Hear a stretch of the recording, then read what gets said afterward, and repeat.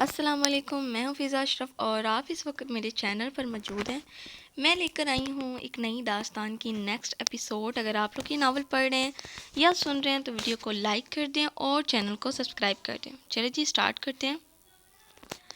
گھر آ کر اس کا موڈ سخت آف تھا۔ بے دلی سے چند نوالے کھائے اور چادر اٹھا کر لیٹ گئی۔ رقص کا سوچتے ہوئے غصہ اور رونا آ رہا تھا۔ زیادہ کام کر لیا کیا؟ بابا اس کے پاس آ کر بیٹھ گئے۔ بابا، اب کیسی طبیعت ہے آپ کی؟ چادر کو سر سے نیچے کر کے چہرہ باہر نکالا۔ اب بالکل ٹھیک ہوں۔ تم بتاؤ، دن کیسا رہا؟ پوچھے مت بابا، پتہ ہے بڑے نواب نے کہا تم اب سے میری کنیز ہو اور روز آنا ہے۔ کیا بابا؟ ہاں بابا، مجھے بھی ایسا ہی جھٹکا لگا تھا۔ تم نے وہاں کیا کام کیا؟ وہ خاموش رہی۔ امید؟ بابا، آپ غصہ تو نہیں کریں گے؟ کیوں کروں گا؟ تم کام کے لیے گئی ہی تو کیوں کروں گا؟ تم کام کے لیے ہی تو گئی تھی۔ میں بس پوچھ رہا ہوں کیا کام کیا؟ بابا گہری سانس لی۔ رقص کیا میں نے۔ بابا پھٹی آنکھوں سے اسے دیکھے گئے۔ امید کا سر جھک گیا۔ بابا، میں تو باورچی خانے گئی تھی۔ انہوں نے مجھے ایسا کرنے کو کہا، میں نہیں کرنا چاہتی تھی، لیکن انہوں نے کہا کہ آپ کی تنخواہ کٹ جائے گی اور نواب صاحب سے بھی آپ کی شکایت لگا دیں گے، اس لیے مجھے کرنا پڑا۔ بابا نے تحمل سے اس کی بات سنی۔ بابا کچھ تو بولیں۔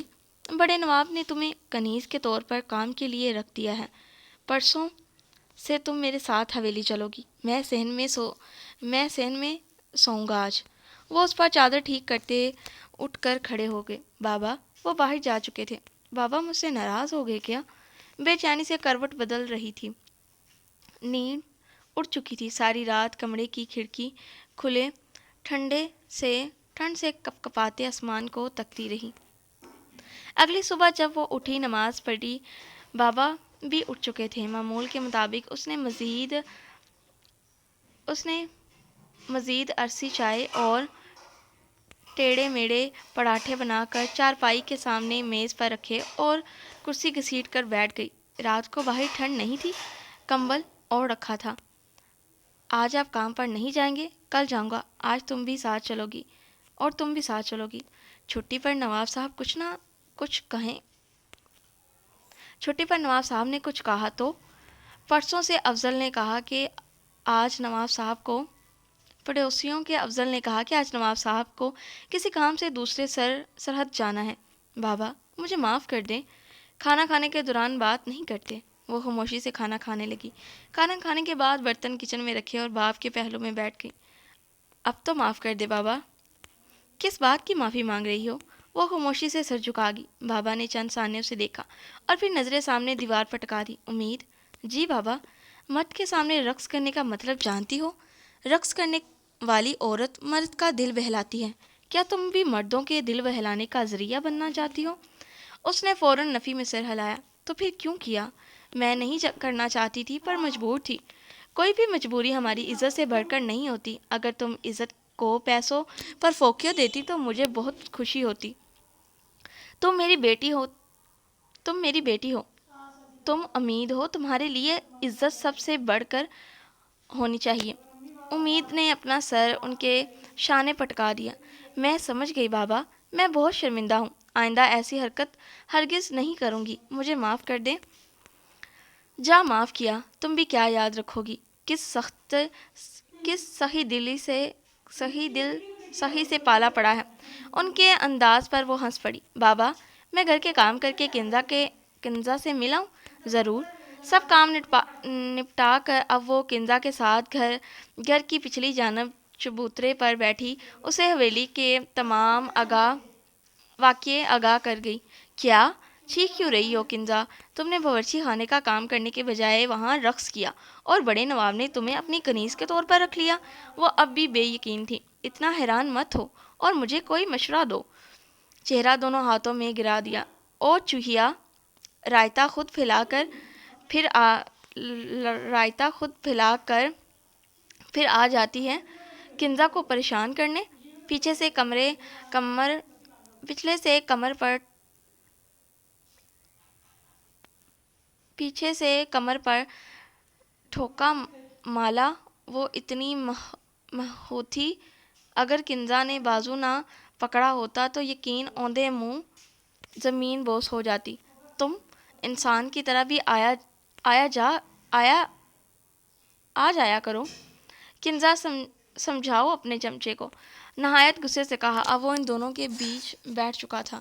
زین احمد، امید اور کنزا بچپن کے دوست تھے، بیسٹ فرینڈ۔ زین بہت شرارتی انداز تھا، امید کو غصہ جلدی آ جاتا تھا تو اسے امید کو چڑھانے میں بڑا مزہ آتا۔ کبھی کبھار اسے تنگ کرنے کو وہ کنزا کی طرفداری کرتا، جس پر امید نے اب اسے کنزا کا چمچا سے ہی بلانا شروع کر دیا۔ دونوں ایک دوسرے سے چڑھتے، بحث کرتے اور کنزا اپنا سر پکڑ کر بیٹھ جاتی۔ چمچا گیری نہیں کر رہا، بس ایک بات بولی ہے جو شاید تمہیں کڑوی لگی ہے، بدتیسی کی نمائش کی۔ مہربانی ہوگی اگر آج اپنا فضول پن بند رکھو گے تو۔ پہلے سے ہی پریشان ہوں، تم مزید پارا مت چڑھاؤ۔ اچھا بتاؤ کیا ہوا ہے؟ اب کی بار سنجیدہ لہجے لیے دونوں کے کندھوں پر ہاتھ رکھا۔ کنزا نے اسے ساری بات بتائی۔ تو اب تم کیا کرو گی؟ حویلی میں کام کرو گی؟ پتہ نہیں۔ تم نے بابا سے بات کی؟ انہوں نے کیا کہا؟ کنزا نے پوچھا۔ انہوں نے منع کر دیا، بلکہ کہا کہ کل سے میں ان کے ساتھ حویلی چلوں گی۔ کیا؟ دونوں ایک ساتھ اچھلے۔ ہر بات پر اچھلنا ضروری ہے کیا؟ ویسے چوہیا، مجھے لگتا ہے بڑے نواب کا تم پر دل آ گیا ہے، ورنہ کون نواب کسی کو پہلی ملاقات میں اپنی کنیز کے کام کے لیے چنتا ہے؟ مسکراتے ہوئے آنکھ ماری۔ بکواس مت کرو تم سے تو بات کرنا ہی فضول ہے۔ دیکھو امید، میں تو کہتی ہوں تم یہ کام منظور کر لو، اس طرح تمہیں بھی تنخواہ ملے گی، تمہارے بابا کے لیے بھی آسانی ہو جائے گی، اس طرح سے تم اپنے بابا کی مدد کر رہی ہو۔ دیکھو کنزا کتنی سمجھدار ہے۔ زین نے پھر سے سر دونوں کے بیچ گھسایا۔ ہاں کنزا، تم بالکل صحیح کہہ رہی ہو، بہت شکریہ۔ اور ایک یہ ہے جو ہر وقت بس دماغ چاٹتا رہتا ہے۔ آخر میں اسے آنکھ دکھائی۔ اچھا چلو، اسی خوشی میں تم دونوں کو گول گپے کھلاتا ہوں، چلو میری چڑیلو۔ دونوں کا ہاتھ پکڑ کر گول گپوں کی دکان پر لے آیا۔ وہ پوری رات اس کے ذہن پر سوار تھی۔ کسی کی آنکھیں اس قدر دلنشیں کیسے ہو سکتی ہیں؟ کسی کی آواز اتنی مٹھاس بھری کیسے ہو سکتی ہے؟ کوئی پہلی ملاقات میں دل پر کیسے قبضہ کر سکتا ہے؟ بڑی حکمت سے قدرت نے سجایا ہے تجھے جانا، مناسب قد، کمر پتلی، شیرنی آواز، غزل آنکھیں۔ وہ سست روی سے بستر سے اٹھا، غسل خانے گیا، تیار ہو کر ہمیشہ کی طرح آئینے کے سامنے کھڑا ہوا۔ خوش نصیب ہے وہ جو ہمارا دل اس پر آیا ہے۔ علی مرزا کے دل میں داخل ہوا شخص بے مول نہیں ہو سکتا۔ آئینے میں خود کو دیکھ کر لبوں کو تبسم چھوئی، خود ہی نظر اتارنے کو جی چاہا، مونچھوں کو گھما کر باہر نکل آیا۔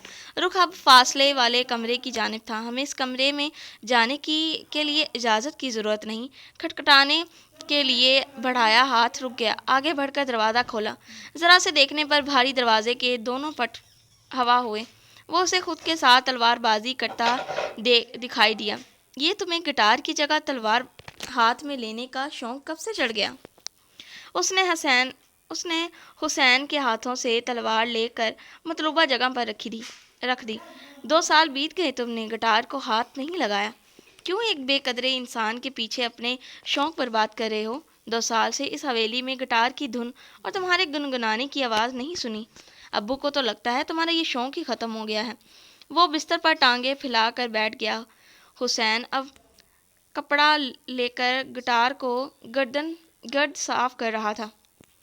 اچھا ہے نا، ابو کو ایسا لگتا ہے، انہیں ہمیشہ سے ہی میرے گٹار بجانے سے چڑ ہوتی رہی ہے۔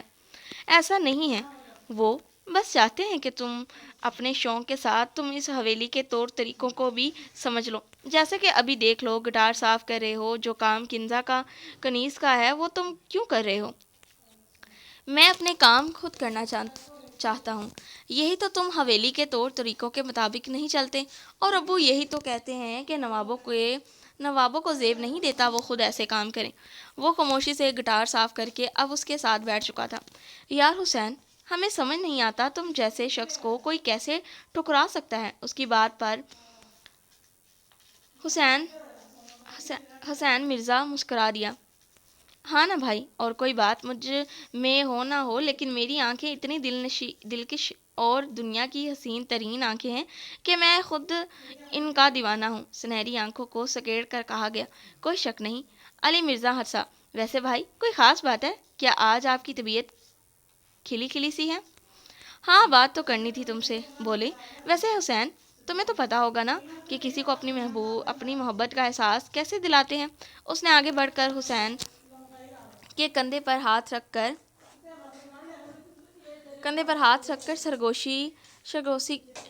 سرگوشی کی۔ کیا آپ کو محبت ہو گئی ہے؟ وہ بھی اسی کے انداز میں سرگوشی کرتے بولا۔ علی مرزا پل بھر کو سٹپٹایا، پھر سیدھا ہو کر بیٹھا۔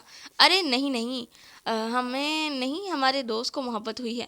وہ بس ہم سے صلاح لے رہا تھا کہ اور تم تو جانتے ہو ہمیں محبت کا میم بھی نہیں پتا، اس لیے تم سے پوچھنے آ گئے۔ حسین مرزا اس کے تاثرات کو دیکھ کر مسکرایا تھا۔ دیکھیں بھائی، اگر آپ کے دوست کو اس لڑکی کا دل اپنی طرف کرنا ہے تو سب سے پہلے تو انہیں اپنا مزاج دھیما رکھنا ہوگا، لڑکی سے بات کرتے ہوئے لہجہ نرم رکھنا ہوگا۔ وہ کیا ہے کہ محبت تلخ لہجوں سے دور بھاگتی ہے۔ اس نے مسکراتے ہوئے بھائی کے کان میں سرگوشی کی، جیسے کمرے میں کوئی تیسرا بھی ہو اور یہ راز کی بات ہو۔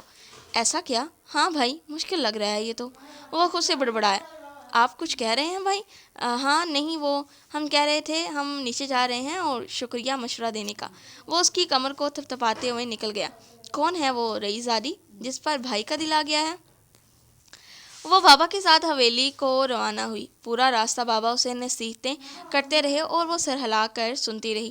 آدھے گھنٹے بعد وہ حویلی پہنچ چکے تھے۔ بابا اسے لے کر شاہی حال کی طرف بڑھے، جہاں ہمیشہ کی طرح نواب صاحب کرسی پر بجرمان کسی ملازم کو اس کی غلطی پر جلی کٹی سنا رہے تھے۔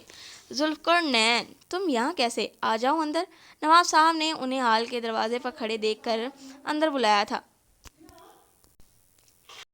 وہ حویلی کے واحد ایسے خانسامہ تھے جن کا نام نواب صاحب کو یاد تھا۔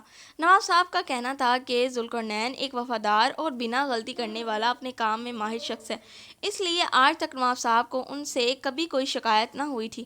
کہو یہاں کیسے آنا ہوا؟ نواب صاحب، یہ میری بیٹی ہے امید۔ پیچھے سے آتی امید کی جانب اشارہ کیا۔ نواب صاحب کا چہرہ اسے دیکھ کر لمحے بھر کو فق ہوا۔ سوچ کے پردے میں کسی کا چہرہ لہرایا۔ اگلے ہی پل وہ خود پر قابو پا چکے تھے۔ بڑے نواب نے اسے اپنی کنیز کے طور پر کام پر رکھا ہے۔ نواب صاحب نے گہری نگاہ اس پر ڈالی جس نے اپنے سر کو نواب کے آگے جھکانے کی زحمت تک نہ کی تھی۔ ہاں، علی نے ہمیں آگاہ کیا تھا، ہم اسے اوپر بھیجتے ہیں، آپ باورچی خانہ میں جا کر اپنا کام سنبھالیں۔ جی نواب صاحب۔ بابا امید کو تسلی بھری نظروں سے دیکھتے ہوئے وہاں سے چلے گئے۔ نواب صاحب نے گہری فرسوچ نگاہ اس پر ڈالی، پھر ساتھ کھڑے ملازم کو اشارہ کیا کہ اسے اوپر والا راستہ دکھائے۔ وہ ملازم کے ہمراہ زینوں کی جانب بڑھی۔ اوپر جاتے ہی پہلا کمرہ بڑے نواب کا ہے، اور آج سے ان کی کنیز ہیں۔ آپ کو ان کے کمرے کی صفائی کرنی ہے اور ان کا ہر حکم بجا لانا ہے۔ ملازم راستہ دکھا کر واپس جا چکا تھا۔ وہ آہستہ سے قدم اٹھاتے زینے چڑھنے لگی۔ اوپر پہنچی، دروازے پر کھڑے ملازم نے سوالیہ نظروں سے اسے دیکھا۔ میں یہاں بڑے نواب کی کنیز کے طور پر آئی ہوں۔ ملازم تھوڑا سا سائڈ پر ہو گیا۔ اس نے ہاتھ بڑھا کر دروازہ کھٹکھٹایا تھا۔ جواب نہ ملنے پر دوسری بار کھٹکھٹایا۔ کیا مصیبت ہے؟ کون صبح صبح ہمیں بے آرام کرنے کی گستاخی کر رہا ہے؟ غصے سے بڑبڑاتے ہوئے بیٹھ گیا۔ آ جاؤ اندر۔ آواز سن کر امیر نے دروازہ کھولا۔ دروازہ کھلتے ہی علی مرزا نے اندر آتی روشنی میں کسی کا چمچماتا گلابی چہرہ دیکھا تھا۔ نظر آنکھوں پر گئی۔ یہ سبز آنکھیں کیسے بھول سکتا تھا وہ؟ یہی تو ابتدائی ہوئی تھی۔ تم؟ میں امید، آپ کی کنیز۔ علی مرزا کے لیے اس پر سے نظریں ہٹانا مشکل ہو رہا تھا۔ آج وہ پھر سے اس کے سامنے اور بے نقاب تھی۔ وہ خود کو سنبھالتا بستر سے اٹھ گیا۔ ہم تیار ہوتے ہیں، ہمارے نکلنے سے پہلے کمرہ صاف ہو۔ کہتے ساتھ ہی غسل خانے میں گھس گیا۔ وہ گہری سانس لے کر کام پہ لگ گئی۔ کمرے کی صفائی کی، بستر سیٹ کیا، چیزوں سے گرد صاف کی، کمرے کو اچھے سے چمکا کر پرسکون سی سانس خارج کی۔ اسی صنع میں وہ بھی لباس بدل کر غسل خانے سے نکل آیا۔ کمرے کی صفائی دیکھ کر بے ساختہ لبوں کو مسکراہٹ چھوئی۔ کہاں جا رہی ہو کنزا؟ کہاں جا رہی ہو کنیز؟ جانے کے لیے پلٹی کہ اس کی آواز نے قدم روک لیے۔ میں نے کمرے کی ساری صفائی کر دی ہے۔ تمہارا حکم صرف کمرے کی صفائی کرنا ہے کیا؟ تم ہماری کنیز ہو، تمہارا کام ہمارے ساتھ رہ کر حکم کی تکمیل کرنا ہے۔ وہ اب آئینے کے سامنے کھڑے ہو کر بال بنانے لگا۔ لہجہ نرم رکھنے کی بہت کوشش کی لیکن نہ ہو پایا۔ اسی لیے تم ہماری اجازت کے بنا نہیں جا سکتی۔ تمہیں سارا دن ہمارے ساتھ رہنا ہے۔ جی۔ وہ نظریں جھکا کر کھڑی رہی۔ علی مرزا نے مسکرا کر اسے دیکھا، بال سیٹ کیے اور دروازے کی جانب بڑھ کر اسے پیچھے آنے کا اشارہ کیا۔ وہ بھی اس کے پیچھے چل دی۔ سارا دن وہ اس کے پیچھے پیچھے چلتی رہی۔ وہ جہاں جاتا، محفل میں، شاہی حال میں، باغیچے میں، وہ اس کے ساتھ پیچھے پیچھے کھڑی ہوتی۔ پورے دن کی تھکاوٹ اور غصے پر قابو پانے کے بعد وہ شام کو بابا کے ساتھ گھر لوٹ آئی۔ اپنا پسندیدہ لباس زیب تن کیے، وہ اوپر واسکٹ پہنے، کیپ کو عادتاً سر پر رکھے کمرے سے نکل آیا۔ یہاں وہاں دیکھا، نواب صاحب کی نظروں میں آنے کا رسک نہیں لے سکتا تھا۔ اگر وہ دیکھ لیتے تو ضرور پوچھتے کہ کہاں جا رہے ہو، اور وہ جھوٹ ہرگز نہیں بولتا، اور سچ جانے پر نواب صاحب اسے جانے نہ دیتے۔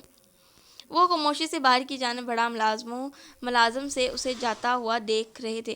حویلی کے بیرونی گیٹ سے نکلتے ہی سکا سانس لیا۔ حویلی کے پچھلی جانب اسطبل سے وہ اپنا گھوڑا بھی ساتھ لے آیا تھا۔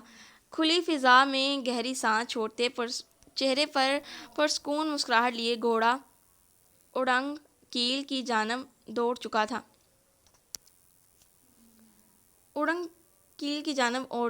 تھا۔ بڑے نواب، مجھے آج جلدی جانا ہے، چھٹی چاہیے۔ وجہ؟ دوست کی سالگرہ ہے، شرکت کرنی ہے۔ صبح بابا کے ساتھ حویلی آتے ہوئے ہی انہیں بتا چکی تھی کہ آج وہ دن میں چھٹی لے کر چلی جائے گی۔ بابا نے اجازت دے دی تھی۔ علی مرزا باغیچے میں بیٹھے تھے اور وہ کھڑی انہیں پنکھا جھول رہی تھی۔ یہ تمہاری پہلی درخواست ہے، اس لیے ہم تمہیں چھٹی دے دیتے ہیں، جاؤ۔ بہت شکریہ۔ وہ خوش ہوتی پنکھا سائیڈ پر رکھ کر چلی گئی۔ علی مرزا چھوٹی سی لڑکی کی چھوٹی سی خوشی پر مسکرا کر رہ گیا۔ آدھے گھنٹے کی تھکا دینے والے سفر کے بعد وہ اپنے علاقے میں پہنچی۔ رخ زین احمد کے گھر کی جانب تھا۔ آس پاس کے ہم عمروں کو پارٹی کے لیے بلایا گیا تھا۔ دروازہ کھلا تھا، لوگ اندر جا رہے تھے۔ چھوٹے سے گھر کو غباروں سے سجایا گیا تھا اور ارد گرد چمکیلے لائٹس بھی لگے تھے۔ برآمدے میں سب کے لیے کرسیاں اور میز لگائے گئے تھے۔ ایک سائیڈ پر ٹیبل پر کیک پڑا ہوا تھا جس کو کٹ نہیں کیا گیا تھا۔ یقیناً اس کے لیے امید ہی کا انتظار کیا جا رہا تھا۔ وہ قدم اٹھاتے اندر کی جانب بڑھی۔ امید، اچھا ہوا تمہیں چھٹی مل گئی۔ کنزا دروازے کے پاس آئی، وہ اس کے ساتھ اندر داخل ہوئی۔ زین بہت غصے میں ہے، تم نے اتنی دیر کر دی، تمہارے انتظار میں ابھی تک کیک بھی نہیں کاٹا گیا۔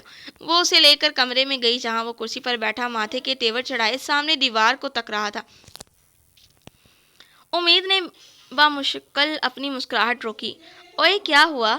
آج تمہاری سالگرہ ہے اور تم منہ لٹکایا ہوا ہے۔ اس نے آگے بڑھ کر زین کے کندھے پر زور سے ہاتھ مارا۔ وہ بلبلا کر رہ گیا۔ میں کہہ رہا ہوں چوہیا، مجھ سے بات کرنے کی ضرورت نہیں۔ منہ دوسری جانب پھیرا۔ اچھا معاف کر دو، تم تو جانتے ہو میں اب حویلی میں کام کرتی ہوں۔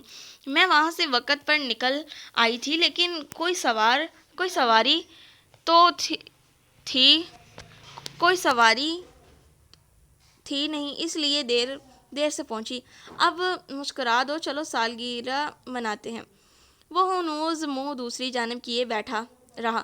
امید نے کنزا کو مدد طلب نظروں سے دیکھا۔ اب اس کی ایک جانب امید تھی اور دوسری جانب کنزا۔ ہمارا دوست کون؟ زین۔ راج دلارا کون؟ زین۔ سب سے پیارا کون؟ زین۔ بہت بہت سالگرہ مبارک ہو ہمارے پیارے زین۔ وہ دونوں اس کے کان کے پاس گنگنانے لگی۔ زین نے مسکراہٹ روکتے ہوئے کانوں پر ہاتھ رکھ دیے۔ بس کرو چڑیلو اور چلو کیک کاٹتے ہیں، خراب ہو جائے گا۔ ایک ادا سے اٹھ کر باہر کی جانب بڑھا۔ دونوں بھی اپنی ہنسی روکتے ہوئے اس کے پیچھے چل پڑی۔ زین احمد کے والد حیات نہ تھے، وہ اپنے چاچا کے ساتھ رہتا تھا۔ ان کے اپنے بچے نہ تھے، زین کو انہوں نے سگے بچے جیسا پیار دیا تھا۔ اپنی ہر سالگرہ وہ شاندار طریقے سے کھل کر مناتا اور تیاریوں میں کنزا اور امید کا ہاتھ ہوتا، لیکن اس بار سب کنزا اور زین کو ہی کرنا پڑا، اور یہ پہلی بار تھا کہ جب امید نے اس کی سالگرہ پر پہنچنے میں دیر کر دی۔ وہ کنزا اور امید کے بنا سالگرہ نہیں مناتا، ان دونوں کے ہمراہ وہ کیک کٹ کرتا تھا۔ سالگرہ مبارک ہو، سالگرہ مبارک ہو زین۔ تالیوں کے شور میں اس نے کیک کٹ کیا اور سب سے پہلے امید اور کنزا کو کھلایا۔ خوشگوار ماحول میں کھانا کھایا گیا، سب خوش گپوں میں مصروف ہو گئے۔ شام ہونے کو تھی، ایسے میں چمکیلی لائٹ منظر کو خوبصورت بنائے ہوئے تھی۔ کچھ کھا پی رہے تھے، کچھ ناچ گانا کر رہے تھے۔ امید زین کی چمچی کے ساتھ مل کر برتن کچن میں رکھوا رہی تھی، کنزا برتن دھو رہی تھی۔ برتن کچن میں لے جا کر اب زین کے ساتھ کرسی میز سائڈ پر کر رہی تھی۔ ایک میز اٹھا کر ابھی مڑی ہی تھی کہ کسی سے ٹکرائی اور میز کا پایا سیدھا اس کے پاؤں پر۔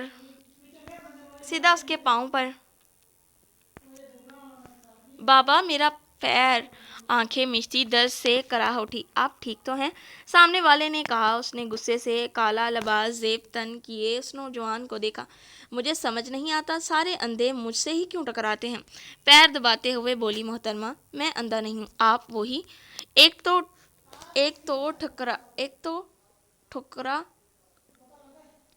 تو ٹکراؤ اور اوپر سے معذرت کرنے کے بجائے صفائیاں دیتے پھرو۔ چوہیا کیا ہوا؟ پیر پکڑے کیوں گھوم رہی ہو؟ زین اس کی جانب آیا تھا۔ یہ اندھا انسان، یہ چھوڑو بس، لگی ہے مجھے میز سے، تل ملاتے ہوئے کہا۔ آپ وہی کیا وہی لگا رکھا ہے؟ معذرت نہیں کر سکتے تو مزید مت بولو۔ پیر دباتے آگے بڑھ کر کرسی پر بیٹھ گئی۔ زین کی آواز پر کنزا جلدی سے تیل لا کر اس کے پیر کی مالش کرنے لگی۔ وہ بت بنا اسے دیکھے گیا۔ وہ تو بس یہ کہنا چاہ رہا تھا کہ آپ وہی ہیں نا جن سے میں میلے میں ٹکرایا تھا، اس لیے آج مجھے اندھا سمجھ رہی ہیں۔ لیکن محترمہ میں اندھا نہیں ہوں، یہ تو بس اسے انجانے میں ہو گیا۔ ہاں اس دن وہ بنا مڑے چل پڑا، لیکن اس نے پیچھے مڑ کر اس کو گھوڑے پر چڑھتے تک دیکھا تھا۔ نہ جانے کیوں حسین مرزا کو اس کا چہرہ یاد رہا تھا، پر وہ یہ نہ جان پایا کہ امیر نے تو اس دن اس کی جھلک بھی نہ دیکھی تھی۔ معاف کرنا، یہ تھوڑا زیادہ ہی ڈرامے باز ہے۔ زین نے معذرت بڑی نگاہوں سے اسے دیکھا۔ امید کا تو منہ کھل گیا اپنی عزت افزائی پر۔ لگی مجھے، درد مجھے ہو رہا ہے۔ معذرت اس نے نہیں کی اور ڈرامے بازی میں کر رہی ہوں۔ آنکھیں سکیڑ کر پہلے زین کو اور پھر اس انجان شخص کو دیکھا۔ ارے کچھ نہیں ہوتا چوہیا، وہ بھی میرا دوست ہے۔ میرا دوست تمہارا بھی دوست، تو دوستوں میں معافی کیسی؟ دوست؟ ہاں میں ملواتا ہوں تم سب کو۔ یہ امید اور کنزا میری گہری دوستیں، اور یہ ہے حسین میرا یار، میرے بڑے بھائی کی طرح۔ یاد ہے اس دن میں نے تم لوگوں کے ساتھ میلے میں آنے سے معذرت کی تھی؟ دراصل وہ دن میں نے اس کے ساتھ گزارا تھا۔ زین نے کھڑے ہو کر ایک دوسرے کے ساتھ ان کا تعارف کروایا۔ وہ دونوں تو حسین کا نام سنتے ہی اچھل پڑی تھی۔ حسین، یہ چھوٹا نواب ہے؟ امید نے آنکھیں پھاڑ کر اسے دیکھا۔ حسین نے کچھ بولنے کے لیے منہ کھولا ہی تھا کہ زین بول پڑا۔ پورے کشمیر میں صرف چھوٹے نواب کا نام ہی حسین ہے کیا؟ اور حسین مرزا جیسی شخصیت ہمارے غریب خانے پر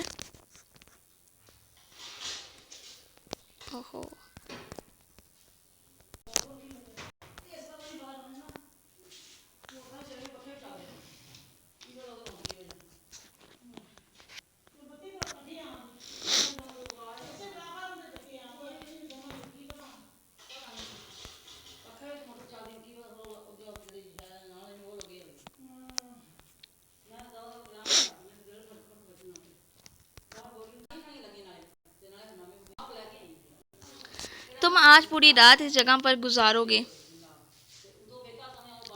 عام لوگوں کی طرح، تاکہ تمہیں پتہ چلے کہ کتنا فرق ہے تمہاری اور عام لوگوں کی زندگی میں۔ وہ حیرانگی سے انہیں دیکھ کر رہ گیا۔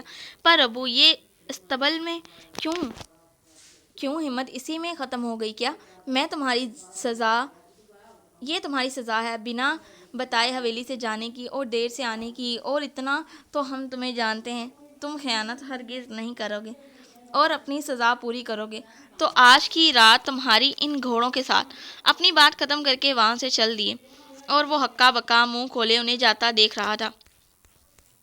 ابو بینا، یہ بھلا کیا سزا ہوئی؟ بڑبڑاتے ہوئے، منہ چڑھاتے ہوئے اندر گھس گیا۔ اتنی ٹھنڈ میں رات استبل سے باہر بھی نہیں گزار سکتا تھا۔ کرتا کیا نہ کرتا، خود کو کوستے تار پہ ٹانگی چادر اتار کر گھاس پر لیٹ گیا اور چادر خود پر تان لی۔ کروٹیں بدلتا، کبھی ایک طرف کے گھوڑوں کو تو کبھی دوسری طرف کے گھوڑوں کو، گھورنے کے ساتھ ساتھ بڑبڑاتا بھی رہا۔ کروٹیں بدلتے بدلتے آخرکار نیند کی وادی میں کھو گیا۔ اگلے دن بابا کے ساتھ حویلی آ کر حسب معمول علی مرزا کا کمرہ صاف کیا، اس کے لیے کھانا لگوایا۔ آج علی مرزا کو کسی کام سے نواب صاحب کے ساتھ باہر جانا پڑا۔ ہم جلدی لوٹیں گے، تم چاہے تو گھر جا سکتی ہو۔ اس نے سکون بھری سانس لی، کچھ تو آرام ہوا۔ بابا کے بغیر گھر جانے کا ارادہ نہ تھا۔ علی مرزا کے کمرے سے نکل آئی، نظریں فاصلے کے کمرے پر پڑی۔ قدم اس کی جانب بڑھے، دروازے پر کوئی ملازم نہ تھا۔ یقیناً کمرے کا مالک کمرے میں موجود نہ تھا، یہ اس کا خیال تھا، پر وہ کیا جانے کہ حسین مرزا کا ملازم اور کنیزوں سے کوئی واسطہ نہیں۔ ہلکے سے جھٹکے سے دروازہ کھل چکا تھا۔ دھڑکتے دل کے ساتھ اندر قدم رکھا تو ایسا لگا کہ کسی اور ہی جہاں میں آ گئی ہو۔ یہ کمرہ بڑے نواب کے کمرے سے کافی الگ تھا۔ ایک طرف بک شیلف میں پڑی ادبی کتابیں، آئینے کی ایک طرف چمکتی گٹار اور دوسری طرف تلوار۔ اس نے ہاتھوں میں اٹھایا، کچھ دیر دیکھنے کے بعد دوبارہ رکھ دی۔ چھت پر ستاروں کی روشنی، ایک طرف دیوار پر مختلف مناظر کے آرٹس کی تصویر لگی تھی۔ نظریں دیوار کی دوسری جانب گئی جہاں باریک سا پردہ لگا تھا۔ دیوار پر تصویر لگی تھی لیکن پردے کی وجہ سے واضح طور پر دکھائی نہ دیتی۔ اس نے پردے ہٹانے کو ہاتھ بڑھایا ہی تھا کہ باہر ملازموں کی کھٹ پٹ سن کر سرپٹا کر ہاتھ پیچھے کیا۔ یہ نہ ہو کوئی ہنگامہ ہو جائے، مجھے اب کمرے سے نکلنا چاہیے۔ باہر آ کر گہری سانس لی۔ اتنا تو وہ اندازہ لگا چکی تھی کہ یہ کمرہ چھوٹے نواب کا ہی ہوگا۔ دل میں اسے دیکھنے کا تجسس بھی پیدا ہوا۔ وہ کیوں آخر عوام سے خود کو چھپائے ہوئے تھے؟ حویلی میں یوں ہی ٹہلنے لگی۔ سب ملازم جانتے تھے وہ بڑے نواب کی خاص کنیز ہے، اس لیے کسی نے اسے ٹوکنے کی کوشش نہیں کی۔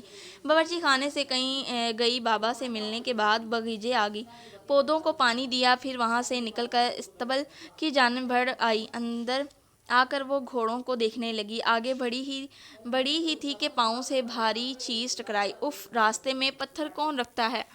کرہاتے ہوئے پاؤں پکڑا اور وہ پتھر بھی یقیناً اس کے پاؤں لگنے سے کراہا کر اٹھ بیٹھا۔ کون ہے یہ؟ کیوں لات مار رہی ہو؟ آنکھیں مسلتے سامنے نظر ڈالی تو منہ کھلے رہ گیا۔ وہ بھی حیرانی سے اسے دیکھی گئی۔ آپ یہاں؟ چادر خود پر سے ہٹا کر کھڑا ہوا۔ میں تو یہاں کنیز ہوں، لیکن تم یہاں کیسے؟ اور تم بھی یہاں نوکری کرتے ہو؟ میں نوکری یہاں؟ جھٹکا ہی تو تھا جو اسے لگا تھا وہ اب سمجھی۔ تم استبل میں کام کرتے ہو، یہاں گھوڑوں کی دیکھ بھال کرتے ہو نا؟ لیکن ایسے استبل میں گھوڑوں کے بیچ کون سوتا ہے؟ مسخرے لگ رہے ہو۔ وہ اسے دیکھ کر ہنس پڑی۔ سبز آنکھیں ہنسی کے باعث چمک رہی تھی، جو سامنے کھڑے سنہری آنکھوں والے کو سحر زدہ کر رہی تھی، اور ایسا بس پل بھر کو ہوا، فوراً ہی نظریں پھیر گیا۔ تم گھر نہیں جاتے کیا؟ اس نے بامشکل ہنسی روکی۔ مجھے نہیں پتا۔ بڑبڑاتا ہوا چادر اتار کر ٹانگ کر وہاں سے نکل پڑا۔ پیچھے سے اس کی ہنسی کی آواز کانوں میں پڑی تھی۔ صبح سویرے اٹھ کر اپنا بستر ٹھیک کیا، کمرہ سیٹ کیا اور تیار ہو کر ہمیشہ کی طرح مفرل منہ پر لپیٹے چھوٹا سا تھیلا لیے کمرے سے باہر نکل آیا۔ رخ کچن کی جانب تھا۔ آج اس نے ہڈی نہیں پہنی تھی۔ بابا کچن کی بڑی سی کھڑکی کے پاس آ کر سرگوشی کی۔ ذوالقرنین مسکراتے ہوئے ٹفن ہاتھ میں لیے کھڑکی کی طرف آ گئے اور ٹفن اسے پکڑا دیا۔ آپ کی کھیر تیار ہے۔ آپ آج پھر جا رہے ہیں؟ ہاں، آپ تو جانتے ہیں وہ جگہ کافی سنسان ہے، میری تنہائی کے لیے بہترین ہے کہ خود کے ساتھ وقت گزارنے کے لیے کبھی کبھار چلا جاتا ہوں، اور بہت شکریہ بابا اس کے لیے۔ اس نے کھیر کا ڈبہ تھیلے میں ڈال لیا۔ شکریہ، یہ کیوں چھوٹے نواب، یہ میرا کام ہے، میرا فرض ہے۔ آپ کو کتنی بار کہا ہے کہ مجھے نام سے بلایا کریں، مجھے نہیں اچھا لگتا آپ مجھے نواب بلاتے ہیں۔ یہ تو آپ کا بڑا پن ہے، ورنہ بڑے لوگ کہاں ہم جیسے معمولی لوگوں کو اتنی عزت دیتے ہیں۔ خبردار بابا، آئندہ آپ نے خود کو معمولی کہا تو۔ آپ معمولی بالکل نہیں ہیں، آپ اعلیٰ انسان ہیں۔ مجھے آپ سے انسیت ہے، اس لیے آپ کو بابا بلاتا ہوں، اور آپ بھی مجھے میرے نام سے بلائیں گے۔ یہ نواب چھوٹے نواب نہیں چلے گا، وعدہ؟ اس نے ہاتھ آگے بڑھایا۔ بابا نے مسکراتے ہوئے ہاتھ ملایا تھا۔ وعدہ حسین؟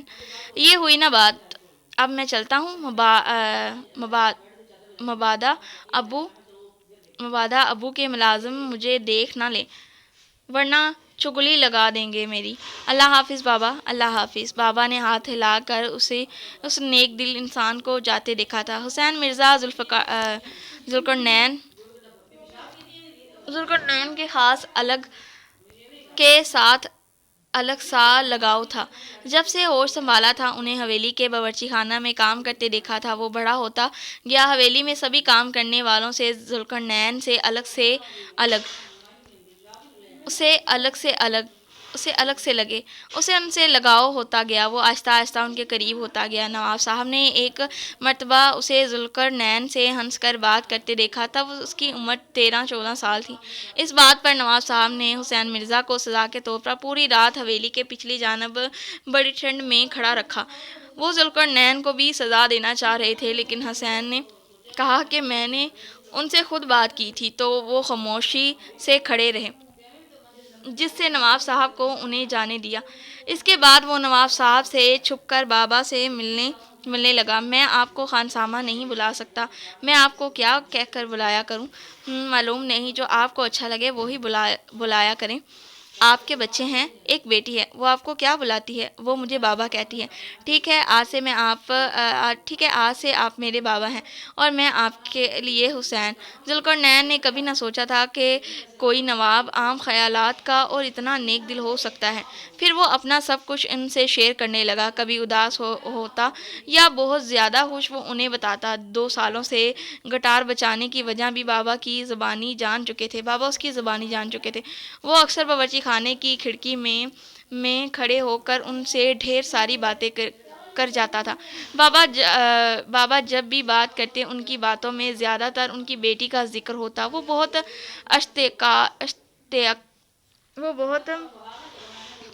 اشتیاق سے ان کی باتیں سنا کرتا تھا۔ وہ اکثر انہیں کہتا کہ آج مجھے کوئی گہری سی نصیحت کیجیے، اور ان کی کہی بات وہ اپنے دماغ میں نقش پا کر دیتا۔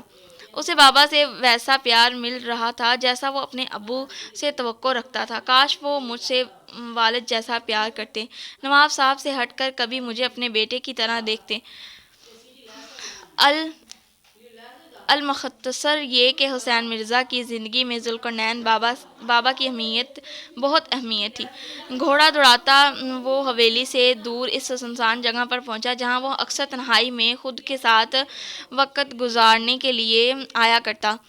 یہاں کافی گھنے درخت تھے، جیسے کوئی جنگل ہو۔ کوئی بھی یہاں نہ آتا تھا۔ یہاں چھوٹے جانور بھی ہوا کرتے تھے۔ صبح کا وقت تھا، ہوا بھی کھنکی تھی، ہلکی ہلکی دھند بھی تھی۔ زمین پر اب بھی برف کے چھوٹے ٹکڑے پڑے تھے، جیسے رات بھی برف باری ہوئی ہو۔ اس نے ایک جگہ پر گھوڑا کھڑا کیا، تھیلا رکھا اور ہاتھوں کو مسلتے یہاں وہاں دیکھنے لگا۔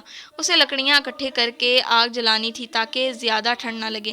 میرے ساتھی، میں تھوڑا آگے جاتا ہوں لکڑیاں لانے، تم یہاں کھڑے رہنا، اپنا بھی خیال رکھنا اور بابا کے بنائے ہوئے کھیر کا بھی۔ میرے ساتھی، میں تھوڑا آگے جاتا ہوں لکڑیاں لانے، تم یہاں کھڑے رہنا، اپنا بھی خیال رکھنا اور بابا کے بنائے ہوئے کھیر کا بھی۔ آگے بڑھا، تھوڑا فاصلہ طے کر کے اس نے لکڑیاں دکھائی دی۔ اس نے کچھ لکڑیاں اٹھائی اور مطلوبہ جگہ پر آیا تو گھوڑے کو غائب پایا۔ لکڑیاں سائیڈ پر رکھ کر یہاں وہاں نظر دوڑائی۔ ساتھی، کہاں گئے تم؟ اس نے دیکھا تھیلا وہیں پر پڑا تھا، یعنی گھوڑا کوئی لے کر نہیں گیا، ورنہ تھیلا بھی ساتھ میں اٹھاتا۔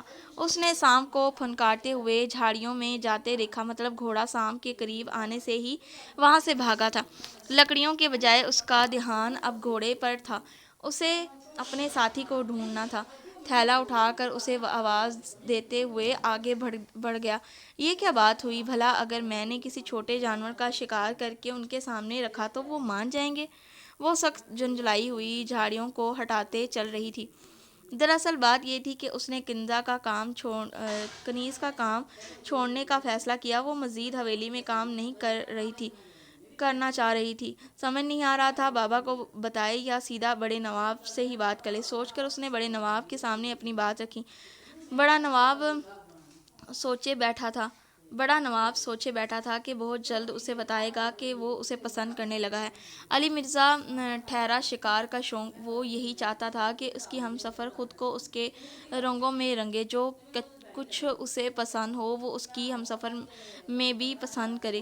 اس نے امید کے سامنے یہ پیشکش رکھی کہ اگر وہ اس سنسان جگہ جا کر کسی بھی چھوٹے جانور کا شکار کر کے لائے گی تو وہ اس کی بات مان لے گا۔ وہ بس امید کو اپنی طرح بنانا چاہتا تھا۔ اگر وہ شکار کا شوقین تھا تو امید کو بھی اس میں ماہر ہونا چاہیے تھا، پھر وہ اسے بتا دیتا کہ ہم تمہیں پسند کرتے ہیں۔ وہ اس عجیب سی پیشکش پر بنا کچھ کہے سر اسباب میں ہلا کر روانہ ہو گئی، اور اب یہاں پھنسے راستہ بھٹکے خود کو کوسنے میں مصروف تھی۔ اب تک کوئی جانور بھی نظروں کے سامنے نہ آیا تھا۔ تھک ہار کر ایک جگہ پر بیٹھ گئی، واپسی کا راستہ بھول گیا تھا، سمجھ نہیں آ رہا تھا آگے بڑھ کے پیچھے واپس چلے۔ سخت پیاس بھی لگی تھی، پانی بھی ساتھ نہ لائی تھی۔ جھاڑیوں میں سسراہٹ کی آواز آئی، اس نے گھبراتے ہوئے سر اٹھایا۔ کون ہے وہاں؟ وہ کھڑی ہوئی، سسراہٹ پھر سے ہونے لگی، اتنی ٹھنڈ میں بھی ماتھے پر پسینے کی بوندیں نمودار ہوئی۔ اس نے ڈر سے آنکھیں مینچ لی۔ یا اللہ، میری مدد کرنا، میری حفاظت کرنا۔ آہستہ سے آنکھیں کھولی تو جھاڑیوں میں سے گھوڑے کو نکلتے دیکھا، پسینہ صاف کرتے سکھ کا سانس لیا۔ اوہ، یہ تو گھوڑا ہے۔ وہ آگے بڑھی، گھوڑا اسے خود کے قریب آتا دیکھ کر پیچھے ہوا۔ وہ بھی ڈرا ہوا تھا۔ ارے ڈرو نہیں، تمہارا شکار تھوڑی نہ کروں گی، تم تو بڑے جانور ہو۔ وہ آہستہ آہستہ اس کے پاس بڑھتے اس کی پیٹھ کو سہلانے لگی۔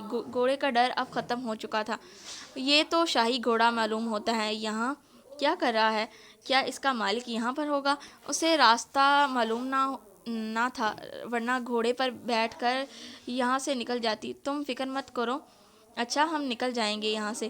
گھوڑے کی لگام ہاتھ میں پکڑے اس پر ہاتھ پھیرا۔ ابھی وہ آگے بڑھی ہی تھی کہ پیچھے کسی نے کندھوں پر ہاتھ رکھا۔ اس کا دل اچھل کر باہر آنے کو تیار تھا۔ بابا! چیختے ہوئے پیچھے مڑی اور سامنے اسے کھڑا دیکھ کر سانس بحال کی۔ تم کیا کر رہے ہو یہاں؟ پیچھا کر رہے ہو میرا؟ وہی تو میں بھی یہی پوچھوں گا، آپ یہاں کیسے ہیں؟ میں پیچھا آپ کا نہیں، اپنے ساتھی کا کر رہا تھا۔ اس نے گھوڑے کی لگام اس کے ہاتھ سے لی۔